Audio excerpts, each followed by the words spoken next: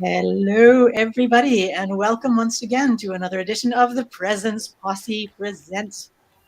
I've got Malcolm Free with me today, DJ Free, as we call him, and I'm Miriam Siegel, and we're waiting on another member from the posse. She's a bit delayed, and so we'll just bring her in when she comes.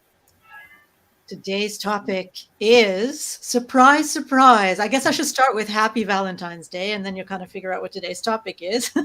Today's topic is none other than presents and love. It's love. What's love got to do with it? But what is love? That's actually another song as well. What is love? Sorry, I'm being silly today. It's all good. It's all good. Malcolm, have you done anything for Valentine's Day so far? I mean, it's just for me. It's another day. You know what I'm saying? Actually, don't Valentine's Day don't start for me around till around 3:30, 4 o'clock, something like that. 'Cause that's when most what I'm saying everybody's situated, settled, and Ah, then everybody's ready to come together and have their fun or whatever, share that moment. do you do anything special? Is there lots of like chocolates and hearts and flowers and dinner and all of that stuff? Or Yeah, well, what? my wife ain't really. She's not really into the flowers and she's not really into that. So we have an alternative route that we take for her Valentine's Day. For her Valentine's Day. Ooh, I noted a little bit of romance in there, but then I got suddenly curious about your Valentine's Day. Well, I mean, it's just what I'm saying. Just she's one of those people that like quality time. So what I'm saying. Mostly I'll take her somewhere. I mean, and we'll picnic or we'll do something just us, and then we'll come back and it is what it is. Then it's my Valentine after that. So Ah, I love it. I see Jan's come in now, so I'm just going to bring her in. all right. Hello, Jan. This is Jan Hart, Hello. everybody. Happy Valentine's Day. Happy Valentine. Happy Valentine's Day. We were just talking about what we do on Valentine's Day, if there's anything we actually do. Not everybody celebrates Valentine's Day. No. Malcolm was mentioning his wife doesn't. I'll speak for you as if you're not here, Malcolm. His wife doesn't like all the flowers and stuff, and I love looking at flowers, but I have a way too good sense of smell, and I smell flowers dying. Mm. And I don't know if have you ever smelled flowers? Like, I think most people after several days or a couple of weeks or whatever notice the smell of flowers and they've been rotting for a while. Yeah. That's what I kind of call when flowers have been cut. There's this smell, and so um, and it just gets stronger and stronger every hour. So I don't like that smell. So I love looking at flowers. I just don't really like having them for very long in the same room with me. So Interesting. um, which I've discovered is rather disappointing to my boyfriend, who loves to buy me flowers. So we find it Oh, sort of halfway. He loves. I mean, imagine that, having a guy who loves to buy you flowers. So I'm very grateful for that. But we find a sort of a balance where there can be flowers, but other things, like he also loves to go out for dinner. So then we can go out for dinner and stuff like that. How about you, Jen? You guys have a thing? Um, we don't really have a thing, but we do like to eat. We do like to go out to eat. Christy's a wonderful cook. So we cook at home a lot as well and just have a nice bottle of wine and set the scene and have a nice dinner. Yeah, we had the house to ourselves this past weekend, which is not a common event. The kids were all away for Valentine's weekend. Hmm. And yeah, so we had ourselves a nice seafood platter and bottle of wine and nice lazy day yesterday, and that was our thing for this year. But we don't have something regular that we do. We're Sounds lovely. spontaneous. See what we feel like doing and what opportunities present. I had a period of protest, I think, like the whole Mother's Day and Valentine's Day, and it was sort of this thing about a day where I was supposed to love someone when I did that all the time. Yeah. And there was this just thing in me, and I was like, no, I'm not going to celebrate Mother's Day. If I want to celebrate you, Mom, I will, right? And Yeah. or Valentine's Day if I want to celebrate my significant other, then I do. Um, Yeah. but what I noticed, which was really interesting, and what the topic is presence and love in whatever form. What I noticed was my mother was infinitely disappointed if I didn't, even no matter what I did the rest of the year. If I didn't do something on Mother's Day, I didn't love her. Mm. I didn't appreciate her. Because to her, Mother's Day was this really big thing. Yeah. And so once I'd gone through that sort of phase of I don't like I don't like this idea of, well, I'm supposed to love you on this day, like Valentine's Day or whatever. Then I sort of could meet her in where she was. And I loved her anyway, so it didn't really matter. And same thing with my boyfriend. It's not like, okay, one day a year. Yeah. The rest of the time I'm a real jerk or whatever. But there's this, I think it doesn't, I guess my feeling with it now is it there's a dimension added to it where it's almost lift it to another level on this particular day, and when many other people are celebrating, there's just sort of an energy thing to it. Yeah. It's curious, Miriam. I'll start again. um, I've seen some interesting posts throughout the day today, and some very profound ones, on the theme of love. And, it's Valentine's Day. And one lady put up a post inviting everybody to love themselves, regardless of whether they had other people in their life to love or not. That today was a day to love yourself and be that person that maybe you want in your life that isn't there, whether that's a friend or a lover or a parent or whoever it is. I saw another one pop up, and it was sending love to all the people who lost their loved ones during COVID, whether they lost them due to COVID or something else, and just remembering all that love, and that it's not gone. It's still here. That love lives on. The bodies are gone, but the love is still living on.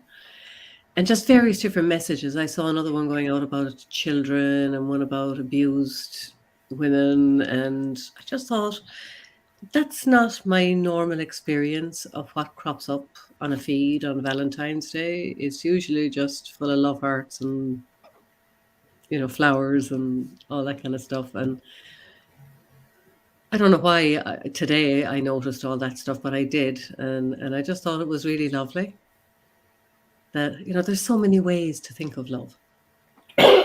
Love is universal. And we all know what love is, even though none of us can describe it per se. And even listening to you, speak, Miriam, about, your mum or loving somebody on this day or that day or the other day, it just reminds me about back to the power of presence, which is what we're always talking about. And it just puts a person in focus that day for us to appreciate them and let them know how much we appreciate them, I suppose, rather than I love you today and I'm not going to love you any other day. But, love comes in so many shapes and forms, and there is no one size fits all. It's hard to have a conversation for an hour about love and hope that it's going to be all encompassing, because it's a huge subject in one word. Yeah, as we when you look at Valentine's Day, from the past perspective, it was more for the lovers, right? It was more for husband, wife, boyfriend, girlfriend. But as we go through this this mind shift, right? This whole universal mind shift, love becomes more about people, and it's not just a relationship type of love, right? It becomes more about loving self, loving others, loving, you know what I'm saying, the experiences in life. So people are more verbal nowadays than they were back, saying back when I was coming up. So, you know what I'm saying? So I can see the shift in conversation, I can see the shift in attitudes. Um, but it's more, Valentine's Day is more becoming about love, period. Not just relationship type of love, or, you know what I'm saying, my Sexual love, friend or type yeah, of love. So, and what Jan said, what I'm saying, like, from her perspective, I see exactly what you're saying. And this today I did the same thing on Facebook, what I'm saying. I seen a bunch of different posts, and I was kind of happy. yeah. You know what I'm saying? I was kind of happy about it because, what I'm saying, to see the shift, to actually see that shift and identify that shift was was very interesting to me. Very, what I'm saying, it just really caught my attention, and really made me look at, the whole consciousness, you know what I mean? Instead of just, specific parts of it, and how we're growing as individuals and people.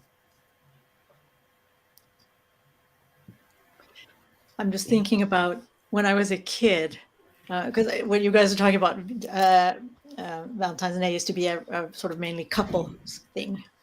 When I was a kid, we used to um, be concerned about who would give us Valentines, who would ask us to be your Valentine, and we would, make these little cards with hearts on them or whatever, and then give them and hope we'd get. And some places, it's like they collect them, and then you count how many Valentines you've gotten, and that means you're a good person, somebody loves you or whatever.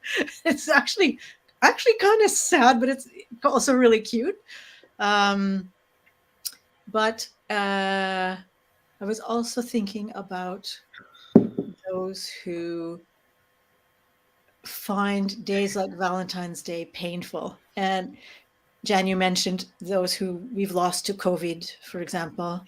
And I had a friend who actually was in an accident, and he injured his brain, and his family couldn't visit him because of COVID, and he died. He died alone.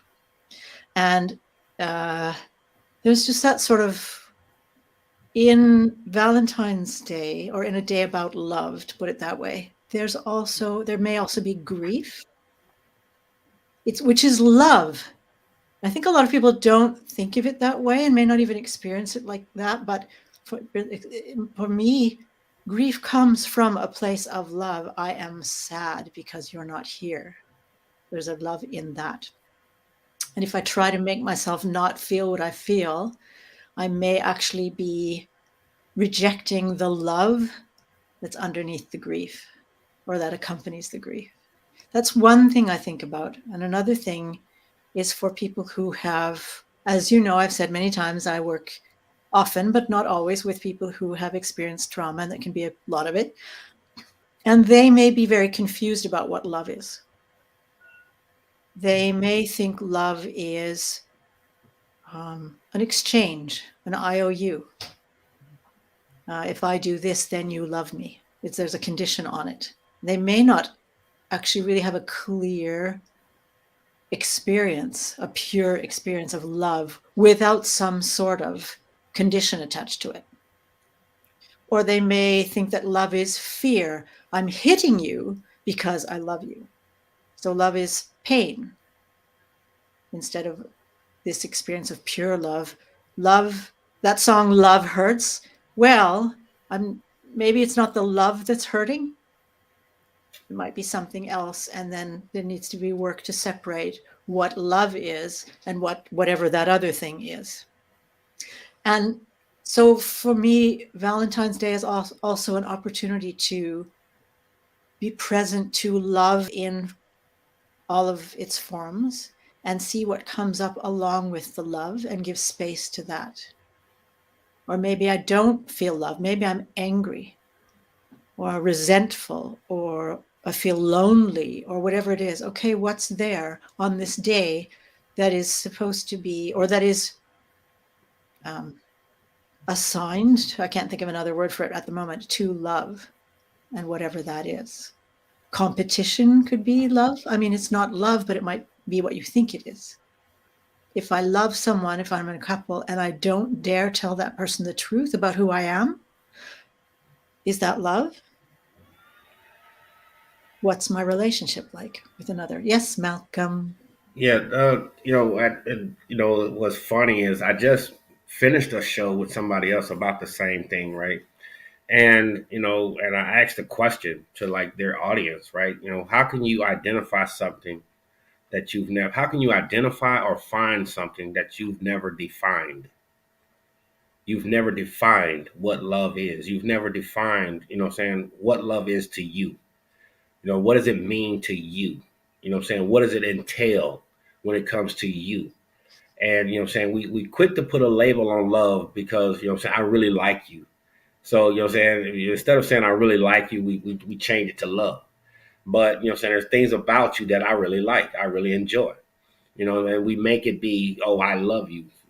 But it's not. But you haven't really defined it. What in your definition of love and everything that comes with love is could be different from mine. There is no, it's a I mean, it's not. It's no one definition to it. It's your definition to it because it's what you seek, right? The love that you seek, the love that you seek might not be the love that I seek. I might be seeking something else in love. And excuse me. And you may be seeking love in a different kind of way. So, so, you have to sit back and really, especially when you're talking about relationships, right? Because you can love a stranger. You can love a stranger. You know what I mean? But, if in a relationship, to have a relationship, to be in a relationship, you have to define what love is. And here's the thing about, universal energy and all that kind of stuff, right? You have to be that love in order to receive that love. So, So, if you never define it, then you're out here looking for love and you're accepting anything as love. So that leads back to what you were saying, right? You might think somebody hitting on you is love because you've never defined what love is. They told you, oh, I hit you because I love you. Or I do whatever I do to you because I love you. If I didn't love you, I would never do that. Can I But add a dimension to that, Malcolm, if you don't mind?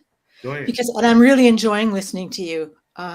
This defining what love is for me. There's also the second part of it is standing up for that. Say It's one again. thing to standing up for it.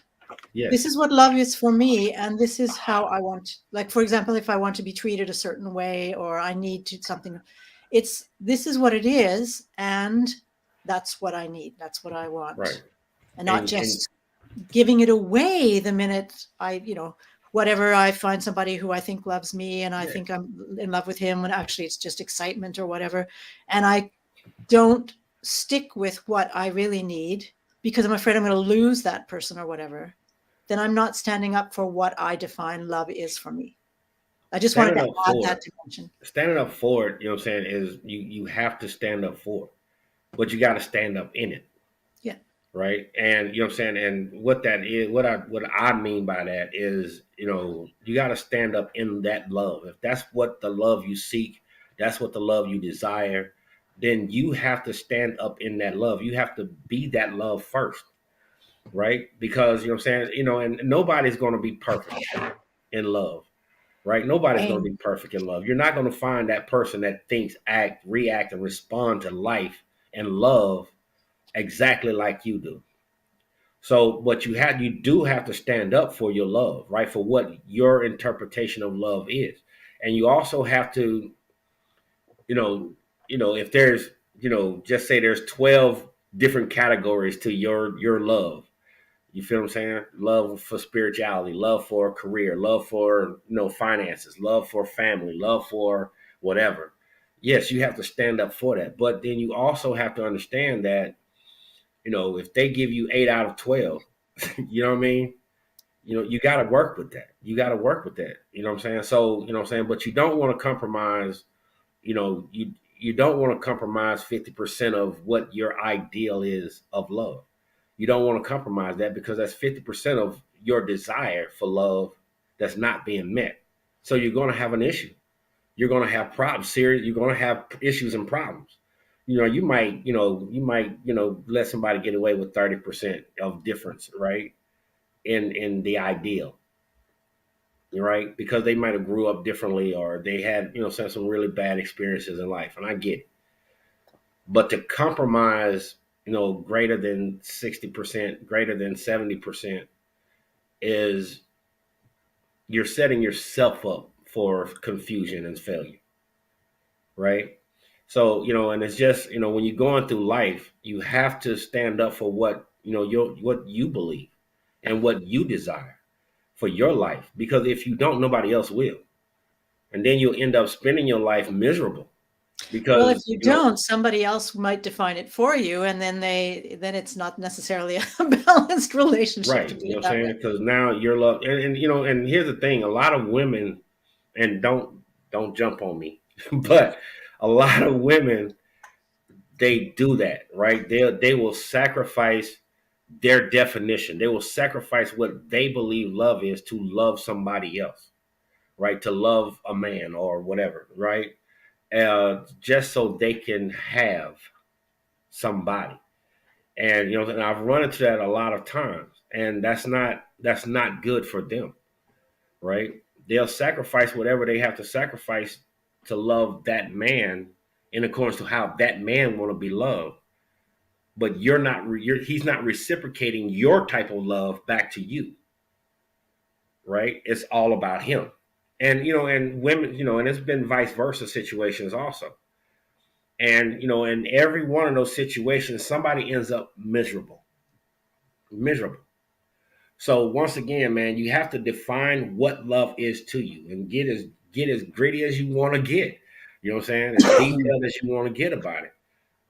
But be realistic about a lot of it, but don't back down from it at all. Right? Don't back down from it at all. If you're not receiving, the time that you desire, then maybe that's not for you. You know what I mean? Or maybe you're not for it, whatever that it is, right? Maybe what you desire is so far off of it that it is not for you, that you're not for it. So, what I'm saying? So, love is tricky. But, if you define it, stand to it, stand by it, stand in it, then you'll find what you need. But once again, you have to be that love too. You can't expect somebody to love you a certain kind of way and you're not giving it back, and you're not, you know what I'm saying? And then you get into the different love languages, right? So, and I'm not going that deep into it, but you get into the different love languages, and now you have to learn a person to figure out what their love language is, right? And then be able to reciprocate that love to them so that you can receive the love that you want. So it's tricky. It's really tricky. So, and my wife and I had that discussion today, right? About what I'm saying, about that. And, and it's what level, right? Just because you think that you're communicating to me on a certain level, I might not be taking it that way. I might not be taking, maybe it's not high enough for me, depending on what I've been through in life, depending on, where I'm at in life, right? You might be thinking you're saying all the, affirmations necessary, because I'm an affirmations type of guy, right? You know what I'm saying? Confirmation type of guy. So, what I'm saying? And and at one point in our marriage, she felt like she was doing that. She was giving me the affirmation. She was being a supportive role. She was doing her thing, but it wasn't on a level that I could see it, right? She felt like she was doing it, but it wasn't on a level that I received it, right? I didn't receive it the way she thought she was putting it out. So, what I'm saying, after having conversations about it or whatever, now she understands. Like, okay, now you got to go to the next level with this with me, right? For me to feel it, for me to understand. And, her love language. So, and we had to clarify that, right? And it wasn't clear because it was no definition to it, right? It was from me. There was no definition to her from me about the level of my language, love language, if you want to call it. You know what I mean? Hmm. And there was no definition on her level of what her love language was. So we both thought we was doing the right things, right? We both thought we was saying the right things, doing the right things, or whatever the case is. but it just wasn't enough for that person to identify with. You know what I'm saying? So you have to really get into to spending time with people. You got to really get in time, you know what I'm saying, and define things in the relationship, especially what love is. You know what I'm saying? When people say what love got to do with it, love ain't got nothing to do with nothing if there's no definition to love. Make sense? I'm going to go to Jan. Thanks, Malcolm. Jan, if you don't mind, and I'm not trying to put you on the spot here, but having listened to Malcolm and this idea of defining love, and you brought up presence earlier on in the conversation, and we are talking about presence and love in whatever form. I'm just curious what comes to mind for you. Considering the idea of defining love and for yourself and for the in connection with another person. Yeah. Oh, I don't disagree with anything that Malcolm said, but it sounded to me about a conversation or a discussion about relationships rather than love itself. Love to me is characterized, it's a feeling, and it's characterized by intimacy, closeness, connection, affection, care, trust. They're the kind of things I think of when I think of love. And everything that Malcolm spoke about, all I kept thinking was, yes, if you have two people in any relationship, whether it be partners or parents or sibling, parent, child, or sibling, it doesn't matter. But yeah, we do have these different love languages, but the thread that keeps us in this feeling of love is communication. Because when we can communicate how we would like to experience love, or what will keep us in that feeling of care, connection, closeness, and all those other things, then we open ourselves up in a very vulnerable way to another person and to ourselves when we define it for ourselves in that way. And I think that type of communication deepens that connection and that sense of that feeling of love. So it's just a different angle, but that's what comes to mind for me listening to the conversation. I like the clarification, the relationship communication part of it, and the experience of love. It's like, what is it we're actually talking about when we talk about love? And again, it's going to be, I mean, I don't know, I've been a therapist for a while, and which doesn't mean that I know everything, because I really, really don't. But I do notice that generally speaking, when people come to me and they talk about love and wanting more love in their relationships or experience of love, they tend to talk about the same sorts of things, what they want to feel. And it will be a generally very positive experience, and also a very open connection, trust, presence, that sort of experience. Being seen and seeing, being heard and hearing. There's this element of connection in love, and it can be love in connection with something I see, like the sky or a bird or a smell, a sound. It doesn't have to be another person, but that sort of noticing, being present to it. I can, if I'm speaking of myself from my own perspective, feel an incredible love, an incredible heart feeling in just experiencing the moment as it is. But as the both of you were talking, I noticed what was coming up for me was intention. Because any sort of loving communication, and even just when I'm on my own, as I say, if I'm outside listening to the birds, the intention of being present to what is happening right now in relation with whatever is there. So if it's the smell of the grass or a butterfly or another person or a car, it's there's an intention to be open to it, give space to it, accept it, be with it, be. To me, that's love. There's an intention connected to it. Does that make sense at all? Is that yours, Malcolm? Speaking of love and a child going in the background. Does that make sense to you guys? Do you guys know what I'm talking about or understand anything? Yeah, it does. Yeah. Because, and I imagine if Bobby was here, he would say, we are love. At our essence, that's who we are. We are love. And it kind of makes me think of, there's the fact of love, and who we are is love. And there's the feeling of love. And, we're always love. That's always there, but we don't always feel connected to the love of who we are, or the love of who other people are.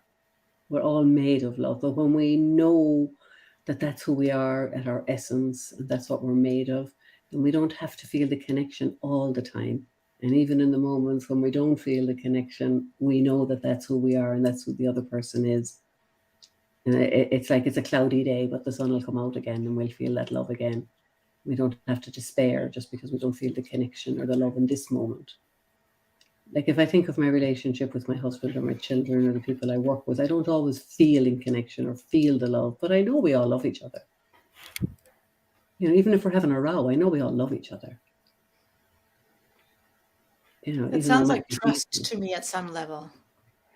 Trust and just knowing, and trust and safety and connection. Mm.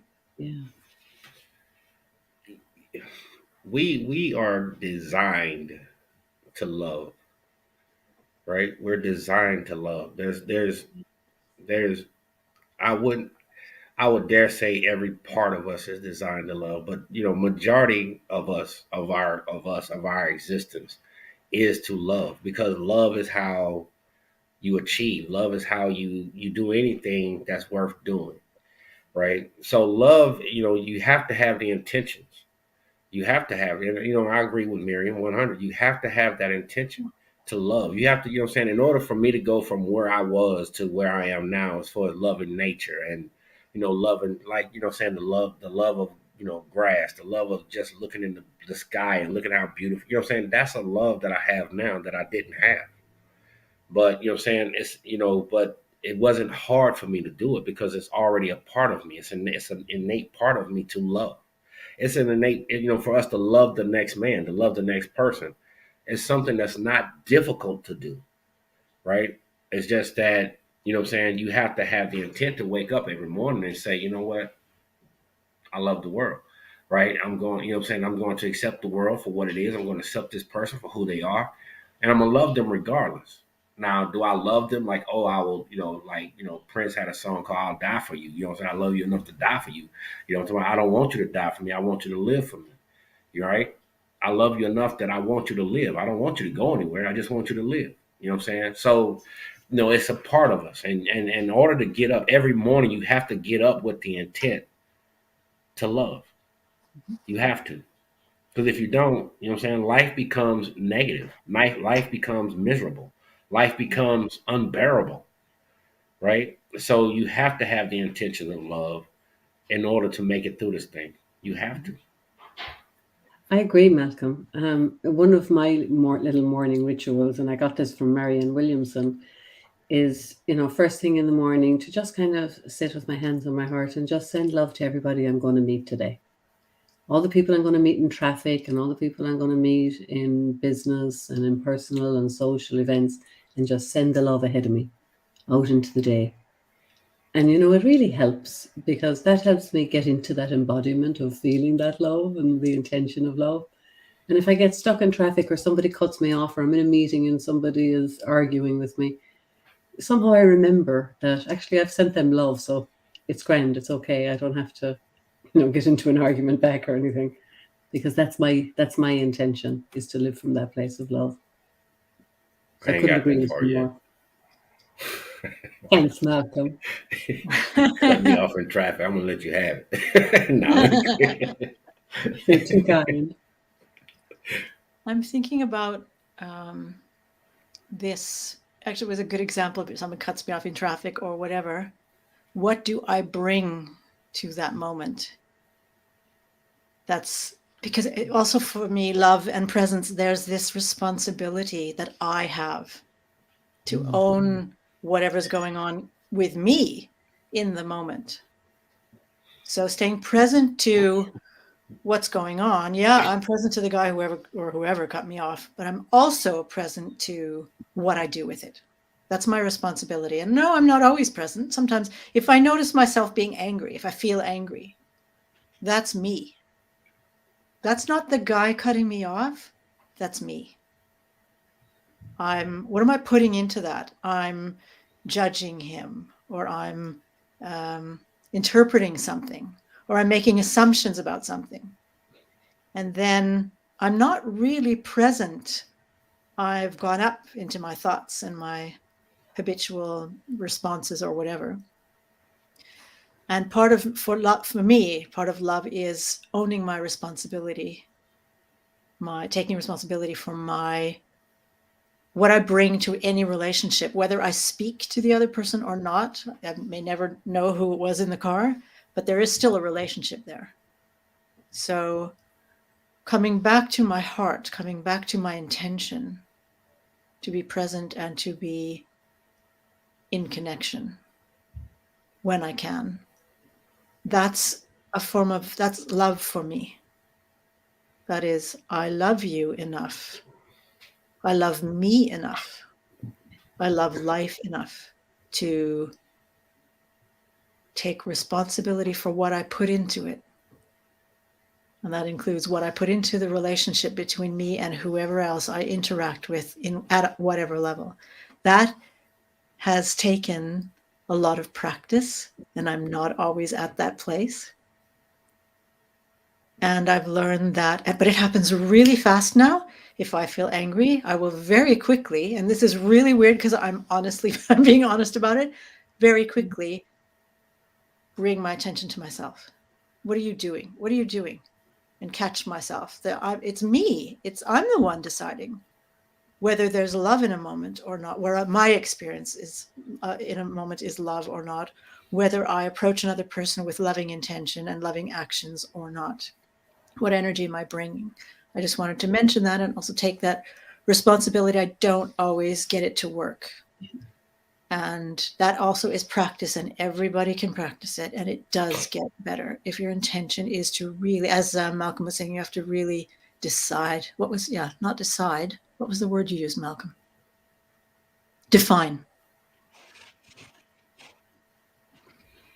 You look at, you know, for me, you know what I'm saying, you know, when you talk about love, like I said earlier, like there's different aspects to it, right? And you know, love for self, love for other people, love for, you know, the universal mind. And you know what I'm saying, it takes a lot of understanding. And in a lot of situations we condition ourselves to love something that we're not exactly happy with, right? Because you know what I'm saying, because it's a part of the whole emotional connection and within love, right?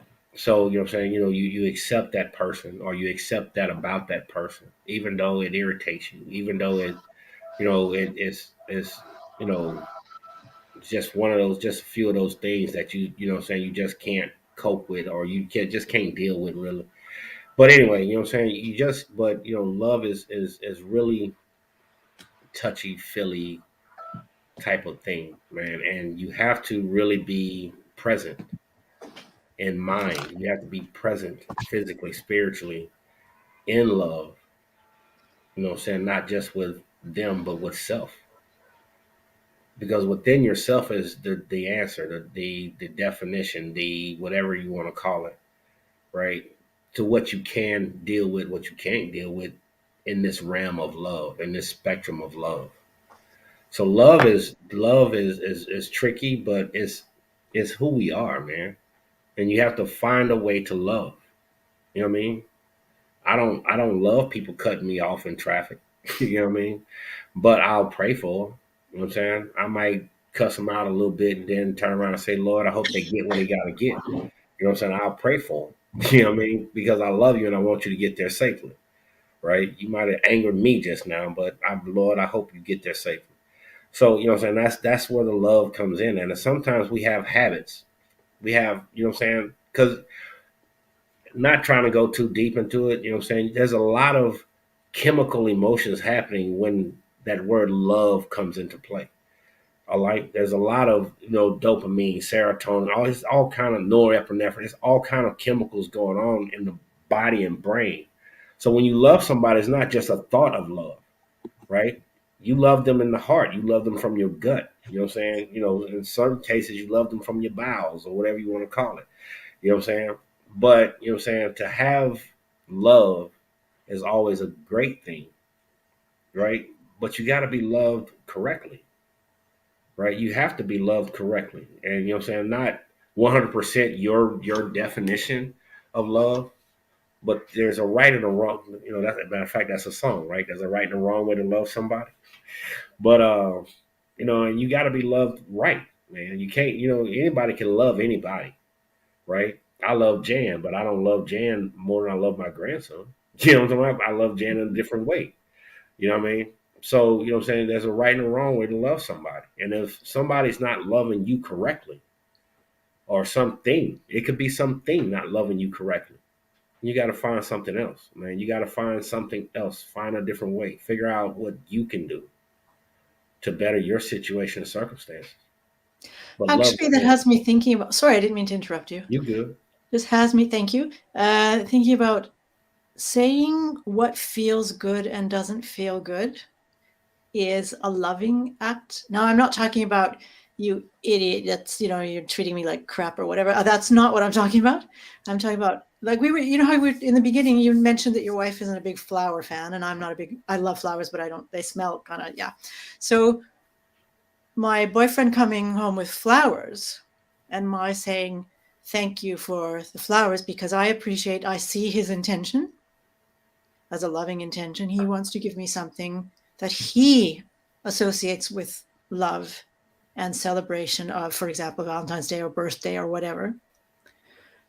It is also loving for me to say thank you, and I would prefer that you not express it in flowers. I would prefer this, whatever it is. That is also a loving thing. Love doesn't mean you have to go along with everything somebody else says or does because they love you. Love has also to do with the being able, what is love for me and how do I need to receive it? And can I receive it? So part of the journey of love is also, am I able to receive love? I can give somebody flowers and chocolates or whatever, but can I accept them? I mean, how many people get a compliment and go, nah, this old thing. Oh, it's a beautiful dress. This old thing, or you look wonderful today. Yeah, no, I haven't slept in a week. They have some sort of answer instead of, can you take that in, that this person actually sees something, is giving you something from a loving intention, generally speaking. They could be trying to manipulate us also, but that's not what I'm talking about right now. And then how do I receive that? Can I breathe in? Even just breathe in when that comes. The intent, it may not even be like the flowers, not necessarily the way I would prefer, but the love is there from that person. I can breathe in that. Yeah, Does having that conversation is love, right? Having a conversation, that itself is love. Like, okay, look, you know what I'm saying? I don't need you to waste money on flowers and candy and all that, right? I don't need you to do that, right? In order to get to me, right, I prefer going on a picnic and just sitting down, chilling, maybe listening to whatever, right? Just having that conversation.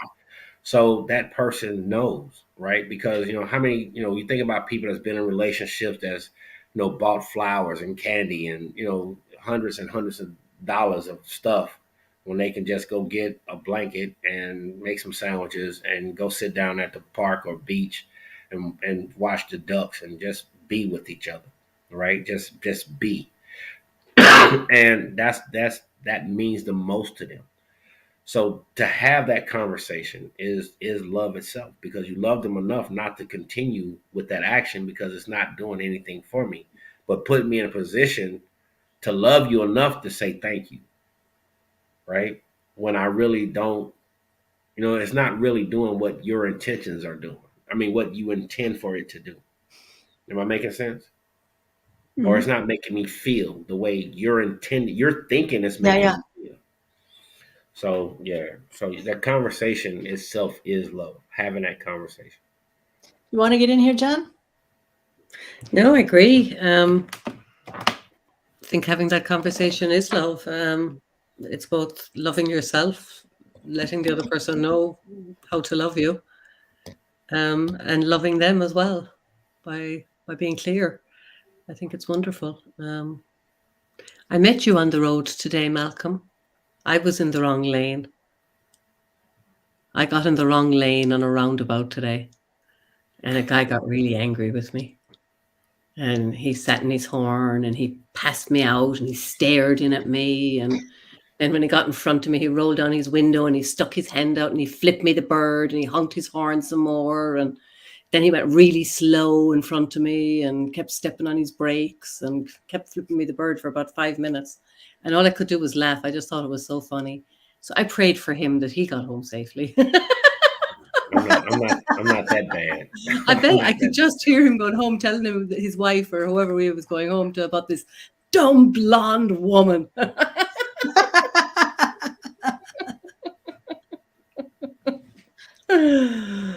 Oh, confusing Lord. attention with love. It's like, no. Yeah. But I I've felt bad for him because he got really upset, yeah. and people do. Yeah, That's actually an interesting point too, if you don't mind, because sometimes when people get upset, that's an expression of love. can be. I fell off a ladder when I was sort of cleaning my apartment when I was moving. And my mother-in-law, who was in the kitchen, she hears, crash, boom, bam, and me go, ah, but she can't see. So she comes, she actually didn't come very quickly, but she did come out from the kitchen. And I hear her going, what is going on? And she's furious. What are you doing?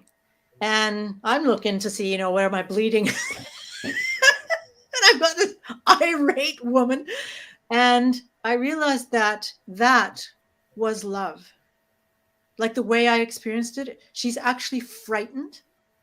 She's concerned. It's coming through as anger, but it's actually concern for my well being. Yeah. She just didn't know how to express it like that clearly. So I'm quite fortunate I did understand it. And she came and then she came and she looked at me and I just showed her, it's like, yeah, it's okay. And then she was like, oh, okay. And then she went back. So it wasn't really anger, but it can come across like that. So because it just sort of hit me that this person who is furious in his car and flipping you off and all of that, there's fear. And you're praying for him to get home safely. Somewhere in there, he might actually be thinking that you need to take care and not do that anymore because that's dangerous. That there could be like hidden love in there. Yeah. We don't always see it. We don't always see anger or fear or grief or whatever as love, but it's often there under the surface.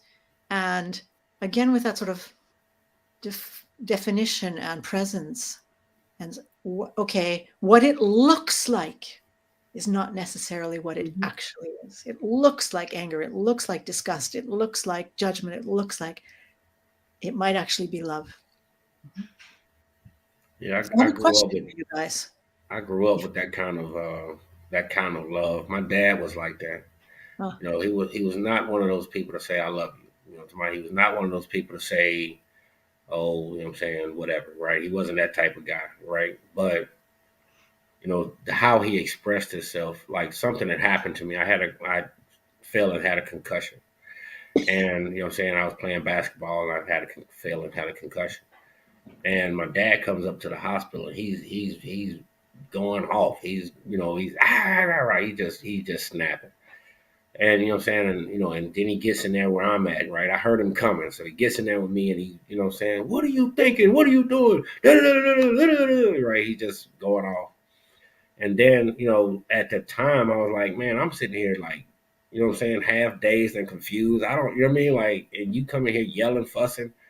But then later on, you realize that, what I'm saying, he was scared. His you know what I'm saying, his son fell out, because nothing had ever happened to me like that. Right. So, what I'm saying, so he went to his primitive state of mind. He went to his primitive place, what I'm saying, of protecting, what I'm saying, and then later on you realize that, what I'm saying, he went off like that. And you think about all the other times that he's gone off and said things, he just didn't know how to express himself in a different way.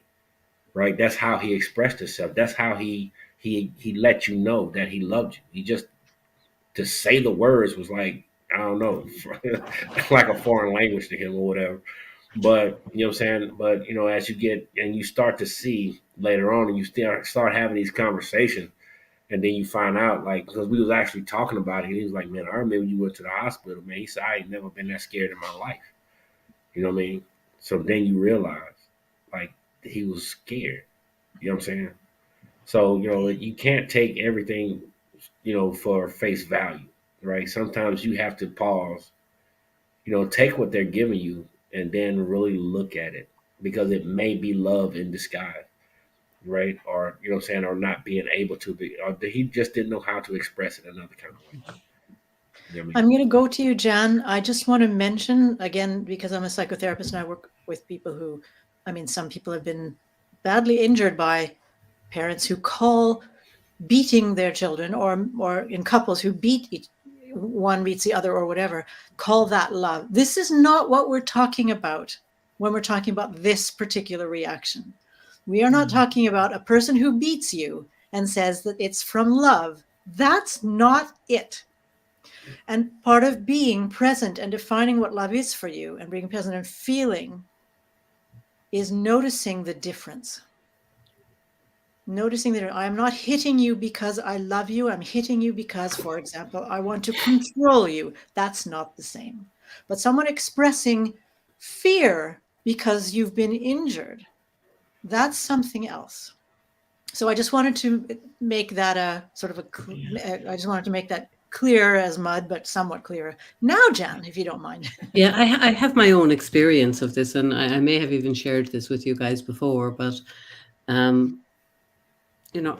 I can tell somebody I love them. I can express love when I feel it for them. But very in the early years of my marriage, whenever my Christy would get sick, I used to get really angry. I used to get really, really angry if he got the flu or a chest infection or any kind of sickness. To the extent that I couldn't be around him. I couldn't help him. I couldn't support him. I was just too angry to be around him. And it was years into our marriage that it just dawned on me one day that it was because my dad died suddenly when I was 10. And every time he got sick, I thought he was going to die and leave me. Not consciously, but, unconsciously, that was what was going on. So that was my love, my fear of losing the person I loved. That was how it was presenting. And once I had the insight or the realization, it never presented that way again, interestingly. So yeah, we can all show up that way sometimes. That is so huge. Thank you for sharing that. That was beautiful. So we are at the end, or we're nearing the end. We have just 2 or 3 minutes left to our round table for this week, presence and love. So if we just have a short minute each, how would you like to end this, Malcolm, for yourself? Is there anything you'd like to let people know about you, or? Yeah. Well, first thing first, for everybody watching either the show or the replay, man, we appreciate you. We here with the Presence Posse, we appreciate you guys showing up, spending your time with us, spending this time with us. Even if you are watching the replay, we appreciate it, and we hope you come back, what I'm saying, and continue to come back and share the messages that we give. On Valentine's Day, man, just, today's Valentine's Day is to sit back and just relax and try to enjoy it, right? It's that day, right? Just try to enjoy it, do what you can to enjoy it. As far as what I have going on personally, it's we just finished a 4-day brain summit type of thing. And Wednesday we have another one. It's only a 1 day thing though, with the instructor for the school that I went to, Shante Javon Taylor. Is Wednesday at 1 o'clock Eastern. And it's just a short summary, and we're going to get into mindset marketing. What your, saying, she's going to talk about what your brain is going through throughout this process. So if anybody want to jump in on that, you can go to my page, and I'll put the link. I'll share the link. So if you want to go to that, show up for that. Just shoot me a shout out when you're there. Right? So that's about it. Happy Valentine's Day to everybody. Thank you, Malcolm. Jan? Yeah, I don't have any programs or anything coming up at the moment. I do have a couple of one-to-one slots for coaching opening up at the end of the month. But I'm always happy to talk to anybody. And as Malcolm says, just thank you for showing up and sharing some time with us. We hope you're taking value from these. In terms of Valentine's Day and, sharing the love and all that, I love the idea of the teddy bear as the universal symbol of love, just wide open arms. And if we can live our life with our hearts wide open, we won't go too far wrong. So happy Valentine's Day. Thank you so much, Jan. I would like to thank everybody who was along for the ride today. Thank you for joining us, and thank you for your comments. And please feel free, for those of you watching the replay, to ask us questions and make comments, and we will check in the group, our free Facebook group, the Presence Posse, and answer your questions or comment on your comments. Next week's topic, and of course, thank you to Malcolm and Jan. Always a pleasure to be with you, and I really appreciate what you brought to the topic today and to the Posse Roundtable.